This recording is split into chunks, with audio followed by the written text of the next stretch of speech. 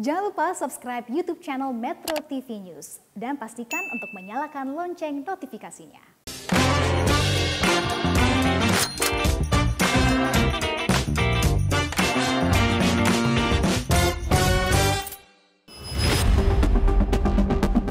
Selamat datang di Juragan Zaman Now.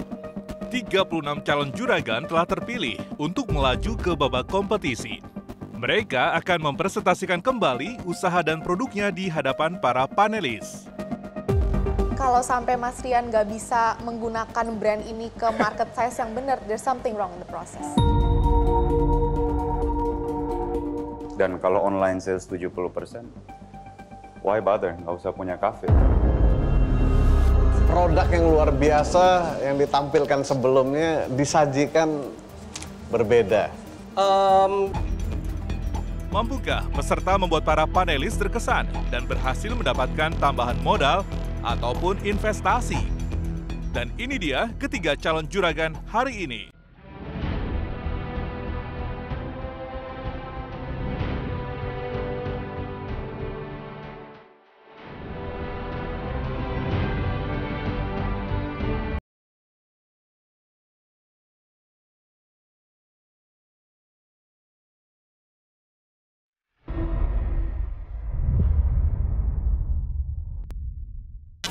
Bermula dari perjumpaannya dengan pedagang harum manis, ternyata menjadi inspirasi untuk bisnis barunya. Khawatir dengan sulitnya mencari harum manis, akhirnya membuat calon juragan ini membuat harum manis dengan kemasan lebih modern. Dan ternyata inovasinya boom. Produknya laris di pasaran dan siap untuk menarik hati para panelis. Inilah dia Ryan dari Sneezy Boom.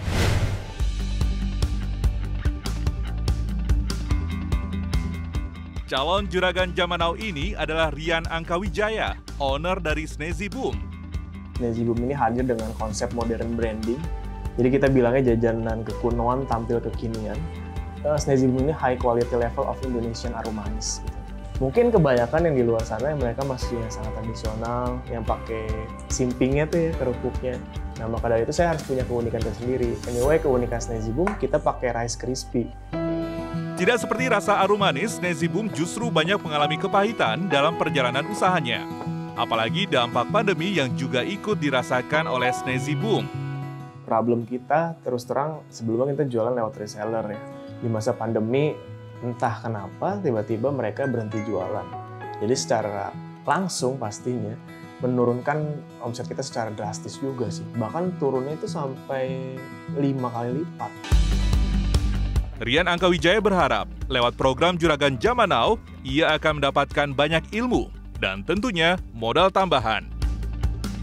Lewat modal yang diberikan JJN nanti, saya rencananya akan coba melakukan prototyping, yaitu menciptakan stand display Sneezy Boom, yang dimana stand display ini bisa menjadi media kita untuk langsung direct ke konsumen. Harapan saya tetap bagaimana saya bisa menduplikasi pengalaman dan ilmu-ilmunya para beliau-beliau ini yang sudah sukses dan menyusun strategi Sneezy Boom untuk maju biar menjadi brand nasional. Saya Rian Angkawijaya dari Sneezy Boom dan saya siap jadi Juragan Zaman Now.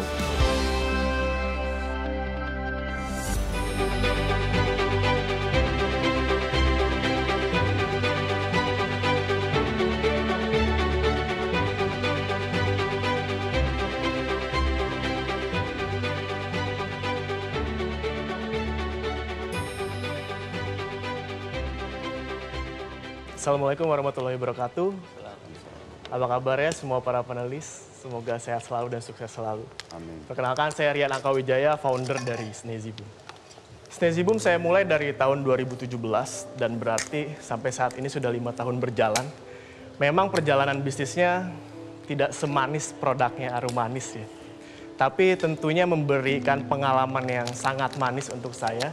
Jadi saya ingat betul 5 tahun yang lalu saya bertemu dengan salah satu tukang harum manis yang sudah berjuang selama kurang lebih 20 tahun. Dan beliau sharing bahwa saat ini harum manis sudah mulai hilang dan kurang digemari oleh konsumen. singkat cerita dari sharing panjang, sharing dalam, akhirnya saya mengetahui bahwa oh ternyata Arumanis ini merupakan warisan kuliner Indonesia gitu. Dan itu sayang banget kalau harus hilang gitu. That's why kenapa Snezibum lahir untuk melestarikan produk pangan lokal di Indonesia. Mari kita bicara dari sisi bisnisnya sedikit. Bahwa market size Snezibum ini yang termasuk dalam kategori konfeksioneri atau panganan gula-gula memiliki market size yang sangat besar, yaitu setara dengan 459 triliun. Pertumbuhan rata-rata per tahunnya pun 6,59%. Itu sangat luar biasa. Oke, nah tentunya untuk kita bisa bersaing mencapai market size tersebut, tentu kita harus punya kelebihan tersendiri, yaitu dari beragam varian rasa, kombinasi topping yang unik, kemudian kreativitas visual yang menarik, mutu dan kualitas bahan baku yang teruji, dan tentu kemasan multifungsi yang unik. Alhamdulillah di 3 tahun pertama ternyata kita grow cukup oke, sampai 2,3 M. Kemudian tapi di tahun 2019 ke 2020 dunia ini dilanda dengan pandemi dan kita kena dampaknya, kita turun hampir 2 kali lipat lebih. Dan ternyata setelah saya kaji, problemnya adalah saya ini terlalu bergantung dengan satu sales channel, yaitu reseller saja gitu. Sedangkan reseller datang dan pergi. Nah, itu menjadi PR saya sih untuk cari alternatif sales channel yang lebih tepat gitu. Nah, pada kesempatan kali ini saya juga bersyukur dan berterima kasih kepada Metro TV yang telah memberikan saya kesempatan untuk cepat-cepat merealisasikan solusi tersebut. Gitu. Jadi dengan modal yang diberikan di awal saya membuat Snezzy Stand Display. Ini akan kita distribusikan langsung ke outlet-outlet milik pihak kedua. Jadi sistemnya adalah kita kasih free trial di awal, kemudian mereka beli putus. Jadi kita nggak mau konsinyasi. Tapi karena supaya apa? Supaya kita lebih mudah untuk scale up ke banyak outlet. Nah inilah cara solusi kita untuk direct to consumer dan punya brand experience yang besar untuk konsumen kita gitu. Sehingga pada akhirnya Snezibum akan lebih mudah melekat dengan di benaknya si konsumen kita. Ini kebutuhan dari investasi kita di angka 320 juta. Yang objektifnya adalah fase pertama kita ingin berpartner dengan 100 outlets di area Tangerang yang saya bagi dengan 70% production cost, 15% marketing, 15% human resource. Jadi mungkin akhir dari saya, perjuangan itu seperti Arumanis, jika tekun menjalaninya akan terasa manis pada akhirnya. Anyway, ini foto saya waktu awal merintis, saya masih produksi sendiri, semuanya sendiri. Terima kasih. Oke, congrats Rian, you have a great product and branding. Thank you. 320 juta itu for equity berapa persen? Mungkin kalau dari saya pribadi lebih kepada share dari penjualan per piece-nya sih. Jadi kita punya KPI di 100 outlets tersebut, KPI satu outlet adalah 300 piece per bulan. Berarti kalau 320 juta, at least bisa payback period sekitar 10-11 bulan untuk investor. Kita akan kontrak selama 3 tahun sih gitu. Oke, berarti offeringnya lebih ke untuk mendanai dan bagi hasil dari per produk aja ya? Mungkin setelah itu boleh ada kesempatan lain kita bisa ya. Setelah itu udah terlalu lama. Ya ada aja sih orang yang ingin opportunity seperti itu, tapi buat saya pribadi sih kurang menarik ya, karena ya kayak cuman taruh duit aja gitu. Buat apa kan kalau kita mau menjual sama-sama ya harusnya bareng-bareng gitu. Kalau ada investor kasih 320 yang cari distributor atau 100 outletnya? Dari kita. Oke, so you operate. Ya, makanya ini kita bikin human resource di sini. Joint venture fungsinya adalah mencari outlet tersebut. Akun manajemen adalah fungsinya menjaga relasi dengan si outlet tersebut. Ini target marketnya jadi itu apakah anak-anak atau family atau gimana? Jadi awalnya saya memang mentargetkan kepada anak-anak. Tapi ternyata seiring berjalannya waktu, ternyata konsep bisnis saya ini kayak popok bayi. Jadi ada user dan ada buyer. So mungkin saya cuma mau kasih input aja. I think you have an amazing brand. Tapi menurut saya perlu ada brand engagement lebih baik lagi. Artinya, mungkin you can make this come to life. Ini bisa sesuatu jadi karakter, bisa you can even make a storybook about it, tell about dongeng-dongeng Indonesia, karena ini basisnya adalah tradisi Indonesia. Iya, tapi saya selalu believe sih. Kalau sampai Mas Rian nggak bisa menggunakan brand ini ke market size yang benar, there's something wrong in the process. Maksud saya pas saya bilang itu adalah potensi untuk kesuksesan Snezibum itu besar sekali dan dia produknya sudah baik. Jadi kalau misalnya dia udah produknya baik, marketnya sangat berpotensi, dia sampai nggak sukses, berarti there's something wrong with him. Rian, it's good to see you again. I mean, Yeah, thank you. you know, this is a soft spot on me. Harumanis and me grew up side by side, basically. Yeah.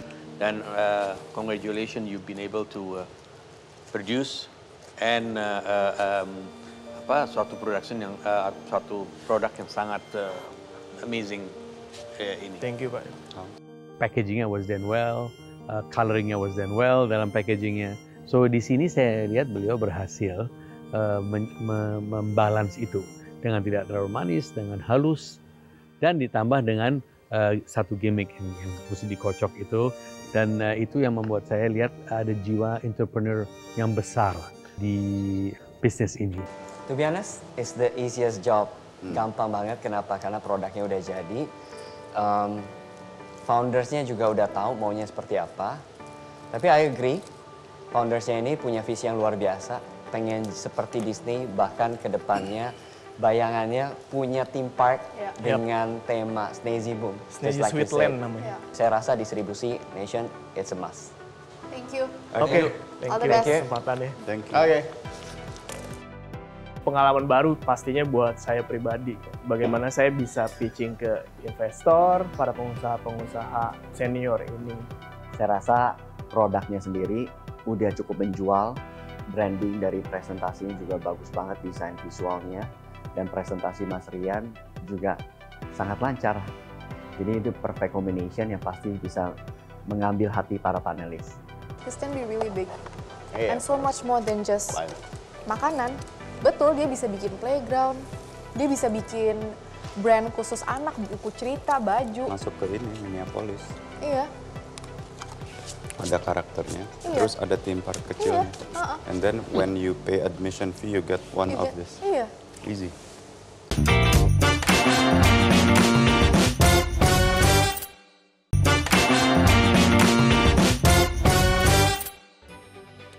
Calon juragan ini adalah seorang MC yang pada masa pandemi ordernya turun drastis.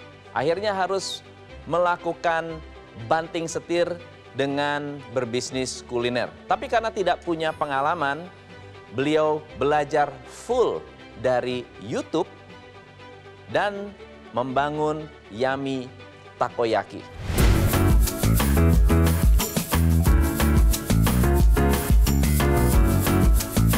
Calon juragan zaman now ini adalah Azmi Zain, owner dari Yummy Taco.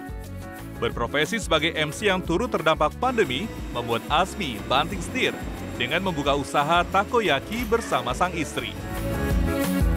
Jujur waktu itu kita memulai bisnis ini dengan dana sangat terbatas. Jadi waktu itu kita ngumpulin uang, hasil akhir-akhir tabungan gitu, kita nekat untuk buka takoyaki ini, beli peralatan dan lain sebagainya. Dengan modal terbatas, Yummy Taco hanya mampu berjualan online dari rumah. Awalnya kita tester dulu ke teman-teman, rasanya gimana. Alhamdulillah pada suka, dan waktu itu suka dukanya di bulan pertama itu kita cuma laku 2 paket gitu dalam 1 bulan. Tapi kita tetap aja usaha dan akhirnya alhamdulillah setelah setahun ini membuahkan hasil yang lumayan. Azmi mengadaptasi resep asli dari Jepang namun dengan modifikasi agar sesuai dengan lidah orang Indonesia. Bahan yang digunakan pun bahan premium, yaitu gurita impor. Kita juga membuat satu produk andalan yang unik gitu ya, namanya Black Ninja Takoyaki, yaitu takoyaki yang bisa Anda pilih isinya tapi berwarna hitam karena ada campuran charcoalnya. Impiannya ingin mempunyai gerai offline untuk meningkatkan penjualan dan menarik perhatian konsumen. Azmi Zain berharap mimpi untuk memajukan bisnisnya ini dapat terwujud melalui program Juragan Zaman Now. Kami dari Yummy Taco siap menjadi Juragan Zaman Now.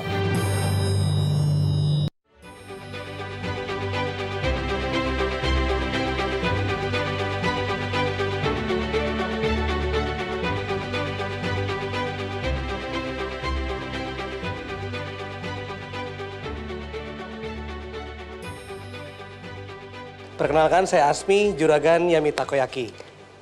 Kalau misalnya saya bilang gitu ya, apa yang ada di benak Anda tentang takoyaki, pasti semua orang tuh menganggap takoyaki adalah ikonik dari Jepang.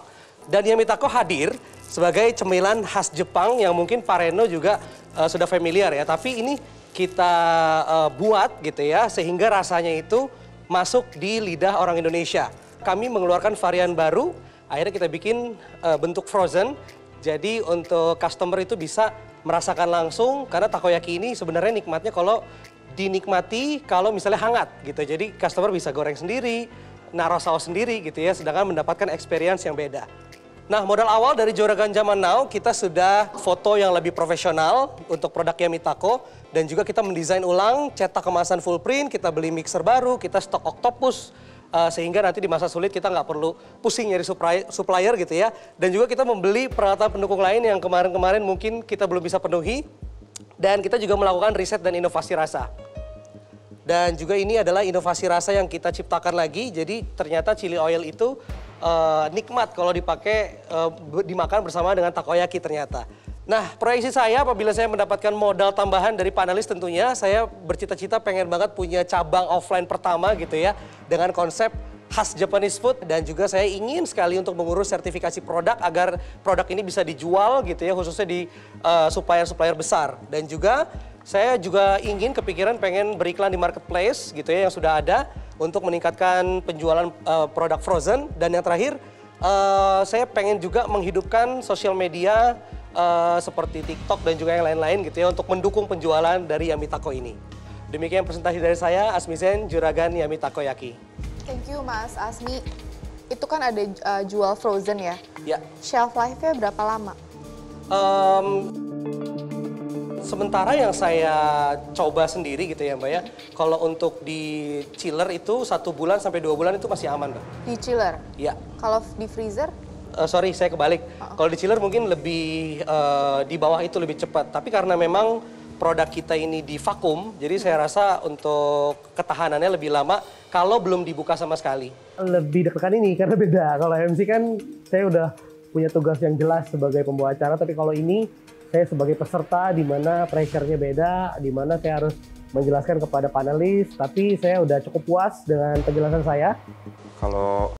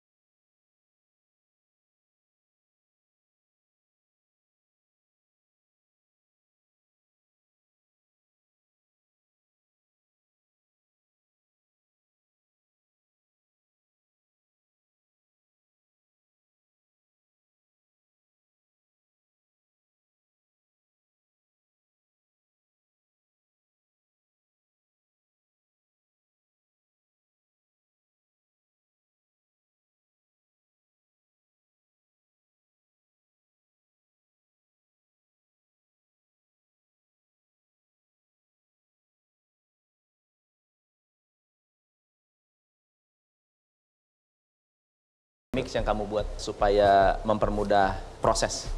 Oke, jadi tepungnya dulu awalnya membeli tepung jadi.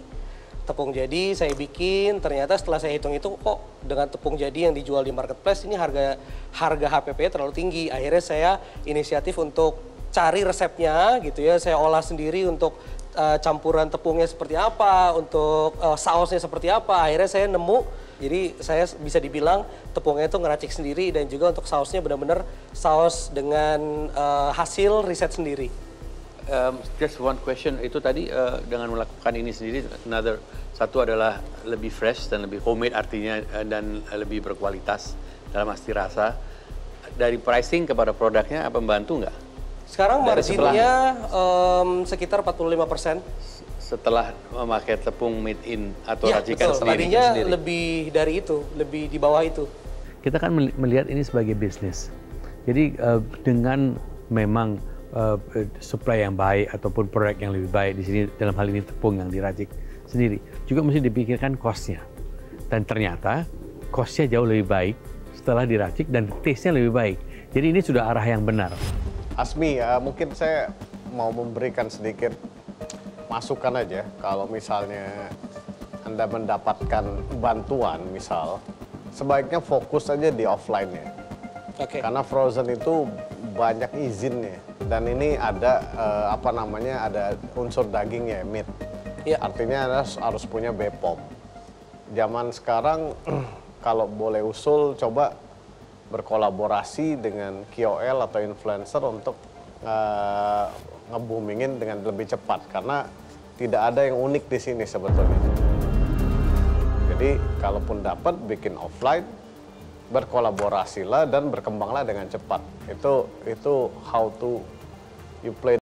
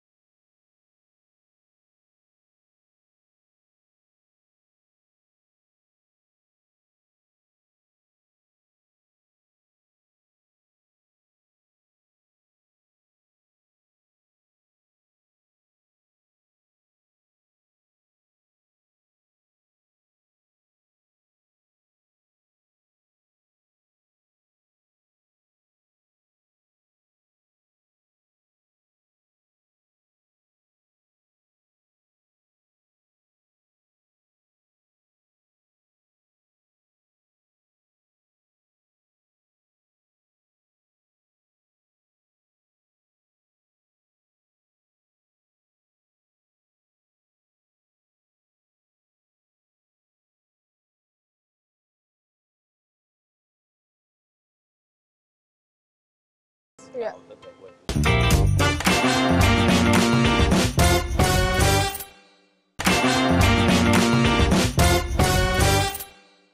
Jika ada yang mengatakan bahwa bisnis itu adalah tentang inovasi, maka setidaknya ini adalah yang tertanam ataupun ada dalam jiwa calon juragan yang satu ini. Siapakah dia? Ana dari Etabex.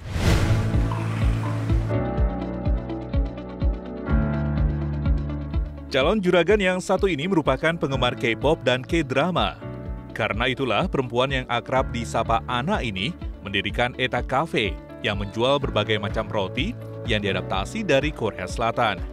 Eta Cafe berdiri tanggal 27 Januari 2020. Konsep dari Eta Cafe sendiri yaitu produk makanan yang menjual kue dan roti Korea. Produk-produk yang diunggulkan dari Eta Cafe yaitu Korean Garlic Cheese Bread, Velvet Gogumapang, dan Black Gogumapang. Kenapa saya memilih produk roti dan kue Korea? Karena saya suka hal yang lucu dan saya selalu melihat inovasi dari kue-kue Korea selalu ada hal yang terbaru dan terbaru. Karena sang pemilik penyuka hal-hal tentang Korea, target pasar Eta Cafe pun menyasar kepada anak remaja yang juga penggemar Korea. Potensi dari penjualan produk Eta Cafe yaitu sangat baik karena di sekitaran daerah saya belum ada yang menjual produk kue dan roti Korea. Karena masih baru di dunia bisnis melalui Juragan Zaman Now, Ana berharap bisa mendapatkan lebih banyak ilmu bisnis dan marketing, serta bisa memperkenalkan Eta Cafe kepada masyarakat. Motivasi saya mengikuti Juragan Zaman Now yaitu saya ingin mempelajari dan mendalami lagi bisnis dan ilmu marketing yang saya ingin mengembangkan usaha saya supaya dikenal oleh masyarakat sekitar. Saya siap menjadi Juragan Zaman Now.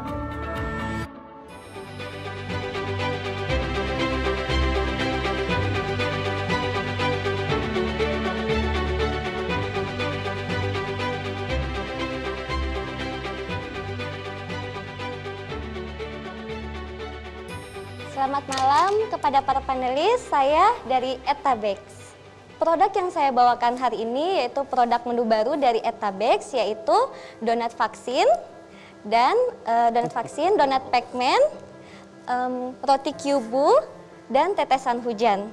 Saya inspirasi dari kue Vira yang berada di negara Korea dan Jepang. Dalam keadaan pandemi saat ini, orang remaja mencari kue dan roti yang sedang viral saat ini untuk sebagai pride di posting di media sosial. Jadi saya mengambil kesempatan untuk kalangan remaja, pangsa pasar saya, sehingga produk saya bisa dikenal dari media sosial. Tantangan yang saya hadapi suatu challenge yaitu dengan keterbatasan peralatan dan mesin yang seadanya, saya bisa memproduksi banyak dari variasi produk dari Etabex.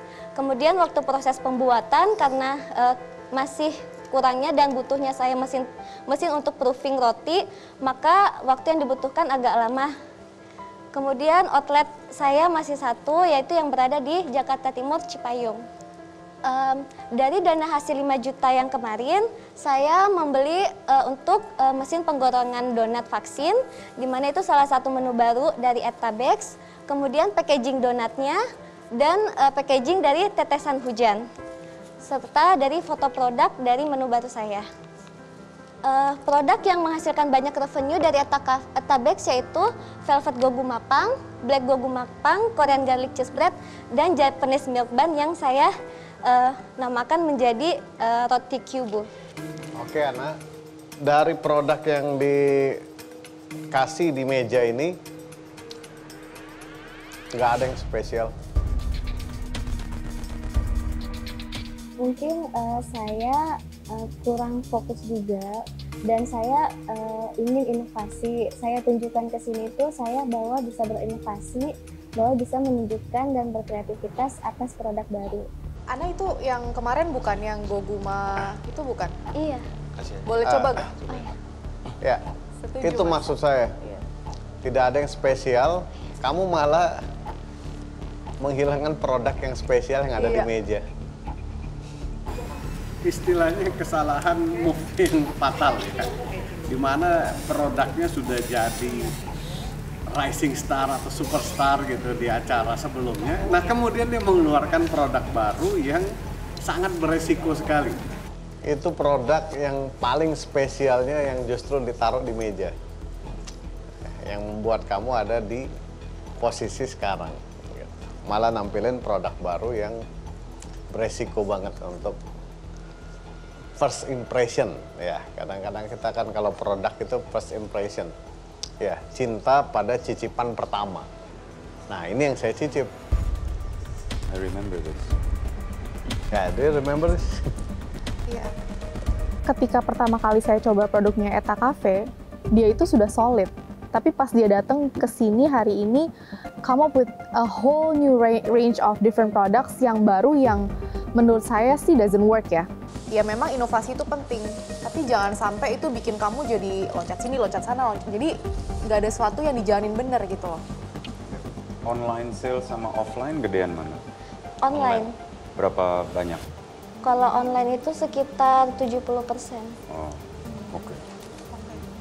Mbak Ana ini kan terlahir dari keinginan dan kesukaan kan terhadap kultur Korea dan Jepang. Jadi ini karena berdirinya dari hobi, artinya produk yang dia bikin tuh harus ada passionnya. Dan saya lihat tadi terlalu luas, nggak ada fokus, dan brand Eta Cafe atau Etabex tuh nggak bunyi gitu. That's a very good point. I think before we go to the coach, saya hanya ingin menyampaikan Ana. Also kalau melihat produk yang sekian banyak yang Ana bisa create, yang tentunya you are very creative. Lihat juga costingnya, itu penting juga. Mungkin foodnya bagaimana, jadi mana yang bisa dimaksimalkan dalam margin. She had the talent, she had the look, she had the product yang waktu kita coba dulu. Cuman arahannya kurang menurut kami, makanya kami melihat dengan subjek yang kuat ini, produk yang kuat, dan presence-nya dia yang kuat, mana yang jalan yang terbaik. Itu yang harus dilihat dulu, jangan kita kemana-mana dulu, padahal adanya di dekat kita. Maybe coach you have anything to add?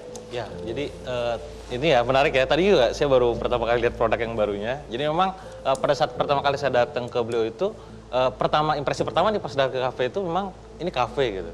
Dan kondisi kafe ya kita tahu semua bahwa kafe ya jual suasana kan sebenarnya. Makanya saya bilang wah ini rombakannya banyak nih, dari mulai nanti market kategori yang dipilih, positioning yang dibentuk, produk yang ditentukan gitu kan. Komentar panelis tadi beberapa komentar bahkan hampir semuanya itu merasa bahwa ini gimana fokusnya mau kemana gitu. Produk yang dihadirkan yang best seller kenapa malah hilang. Ya, Terus juga dari kafe sendiri akhirnya ke bake itu kan juga jadi poin. Kenapa akhirnya saya pada saat pertama kali mentoring itu, wah ini PR besar nih, kafe, market kategorinya kafe gitu kan.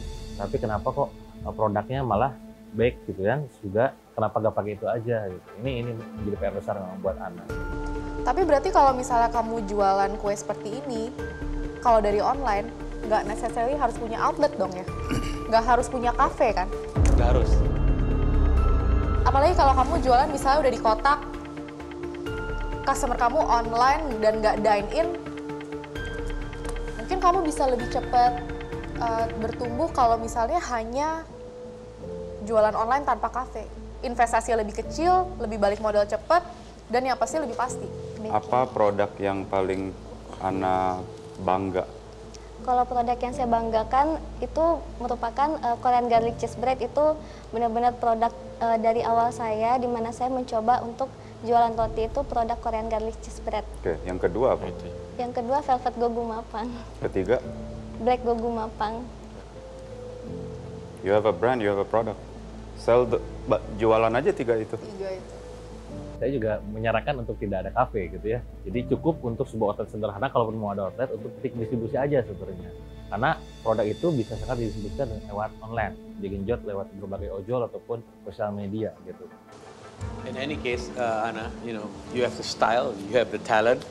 I think it's always good to grow and learn and utilize lah the coach and then here and then talk further and tentu nanti kita juga akan bicara di sini. And thank you for the presentation and thank you coach.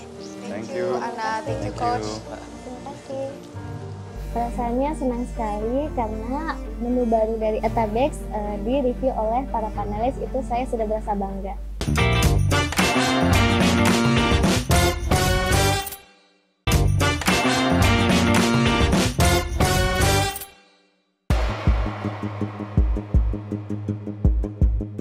Ketiga calon juragan sudah mempresentasikan usaha dan produk mereka di hadapan para panelis.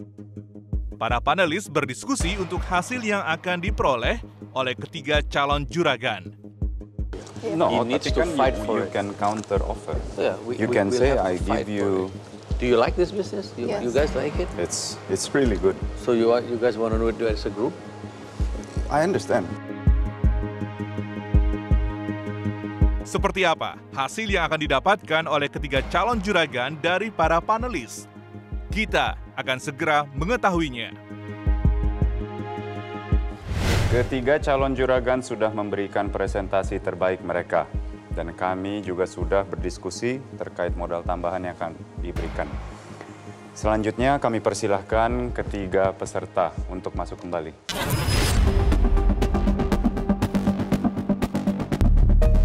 Mas Asmi dari Yamitako. Menurut kami Mas Asmi seharusnya fokus di offline karena frozennya tidak semenjanjikan offline. Berdasarkan analisa dan diskusi tersebut, kami para panelis sudah memutuskan untuk memberikan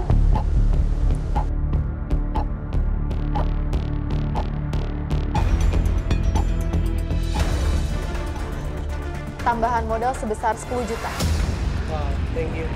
Kami harap 10 juta itu bisa dipergunakan untuk membuat offline outlet. Karena kami yakin takoyaki itu sepertinya lebih baik jika diteruskan secara offline instead of frozen. Thank you, thank you. Congratulations. Thank you. Untuk rasanya saya pikir sih lumayan. Tapi memang punya prospek apalagi kalau misalnya dijadiin offline. Untuk jajan, untuk orang makan lucu-lucu, seru-seru gitu, ada prospeknya kok. Takoyaki itu dilihatnya seru waktu masak. Jadi bisa menjadi sebuah show juga, entertainment sambil orangnya nunggu gitu. Oke, Ana. Produk yang luar biasa yang ditampilkan sebelumnya disajikan berbeda. Itu benar-benar ngebuat, aduh kok saya jadi hilang gitu ya. Jadi Ana,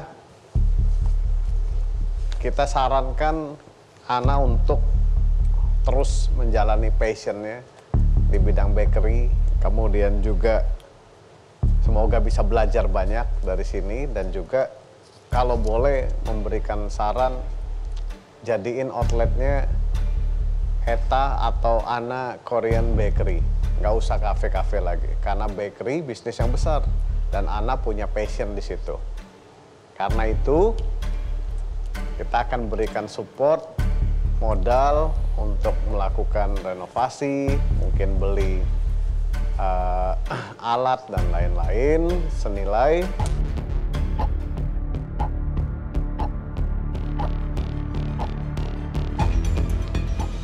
Rp7.500.000.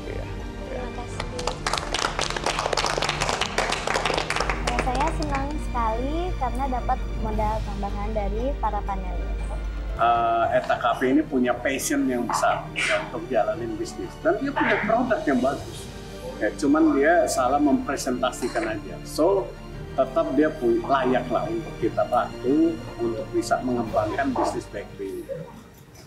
My thing is about you, Rian. First and foremost, we know you have a good product. Thank you. You have a great imagination. Itu juga penting. And I think you have the great drive. Saya nggak ingin berkepanjangan. Saya ingin langsung aja karena this is a business proposition. And I think with all that great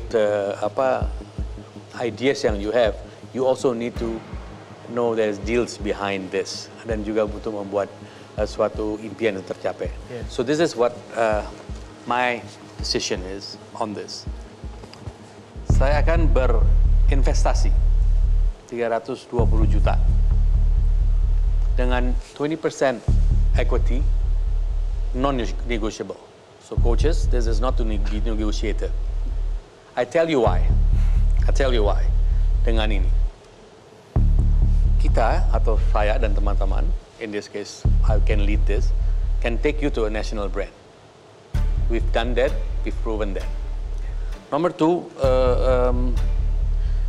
untuk spin off your product dengan gimmick-gimmicknya dan lain sebagainya, you need a lot of expertise. We also have that expertise. Yang terakhir, yang paling penting lagi, dengan dream itu semua, financially, you backed up. We will finance everything that you want to grow up with it. Jadi, again, 320 juta for 20% non-negotiable.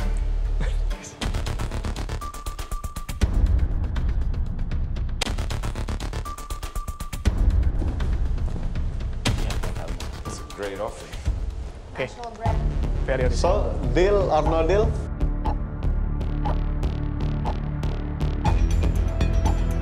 So we have a deal, right? Deal. Ah, that's good.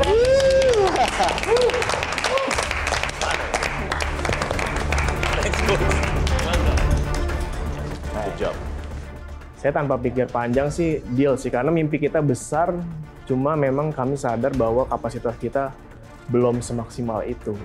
Ibaratnya ini shortcut untuk kami di Snazzy Boom bisa langsung digandeng oleh Pak Irwan yang merupakan pengusaha yang senior gitu kan. Beliau ingin support saya bisa jadi brand nasional dan experience itu sih yang sangat-sangat mahal. Wah, paling utama ini produk Indonesia historically. Kedua, kita mau membuat ini nationwide. Dan saya kira kenapa tidak bisa international nantinya. Dan ini yang membuat saya interested di sini dan of course passionnya. Saya rasa Pak Irwan udah mencerminkan itu dan menawarkan deal yang sangat bagus menurut saya dan alhamdulillah bisa diambil juga gitu. Mas Rian top. Dari ketiga calon juragan hari ini yang kami nobatkan sebagai juragan zaman now adalah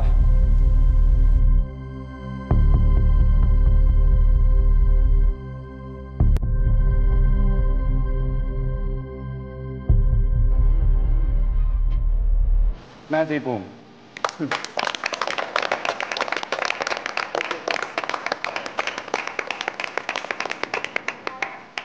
Alhamdulillah bersyukur banget pastinya sih. Terbayarkan juga usaha selama ini dan memang sudah jalannya dan rezeki dari Allah. Bersyukur, nggak ada kata lain selain bersyukur. Senang banget, thank you buat panelis yang udah kasih kesempatan buat Yami Tako buka gerai offline pertama. Semoga dengan uang yang dihibahkan ini saya benar-benar bisa menjalankan bisnis dengan baik Dan semoga kedepannya yang Metako bisa tumbuh menjadi lebih besar lagi. Terima kasih buat Metro TV juga yang sudah bikin program ini, yang sudah bukakan kita jalan untuk UMKM yang siap buat naik kelas.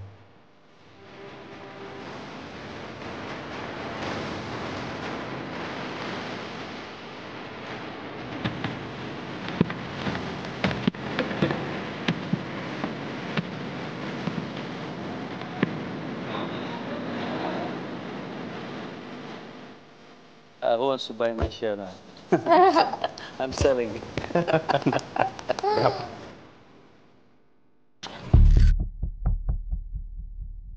Saya boleh tahu nggak volumenya berapa? Masih 1000 piece per hari. Kalau Bapak bilang, saya ini diminta 60.000 tapi saya cuma kapasitas 20.000. Nah, itu make sense tuh. Ini operasional dengan ini untuk tahun pertama nantinya kalau saya buka. Terus tapi itu pas buka jadi 60. Bagaimana membacanya ini? Gimana operasionalnya? Sudah kebayang Pak, jalanin 5 outlet, 10 outlet gitu. Pernah buat sampai 5 cabang? Oke. Bukannya 8? 8. Oh iya, 8. Wah. Jadi grogi tadi.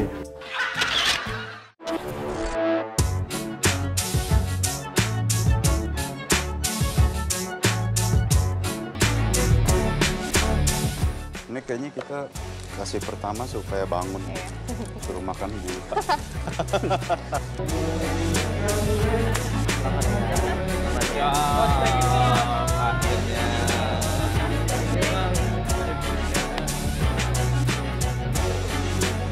Perkenalan nggak?